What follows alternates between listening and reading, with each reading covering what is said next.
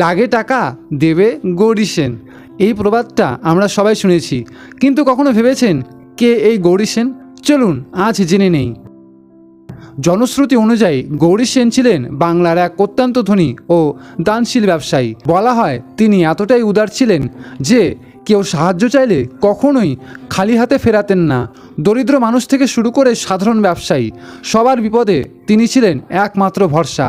তাই মানুষের মুখে মুখে ছড়িয়ে পড়ে, খরচ কর লাগে টাকা দেবে গৌরী সেন। ধীরে ধীরে এই নামটা হয়ে ওঠে এক বিশ্বাস, এক ভরসার প্রতীক।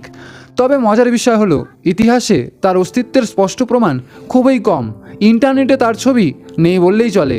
অনেকেই মনে করেন তিনি হয়তো বাস্তবের মানুষ ছিলেন, কিন্তু সময়ের সাথে সাথে তার গল্প হয়ে গেছে কিংবদন্তি। আজ গৌরী সেন শুধু একজন মানুষের নাম নয়, এটা এমন এক প্রতীক যেখানে মনে করা হয় টাকার কোনো অভাব নেই।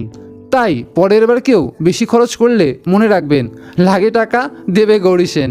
এরকমই মজাদার তথ্য পেতে অবশ্যই চ্যানেলটি সাবস্ক্রাইব করে দিন, পেজটি ফলো করে দিন।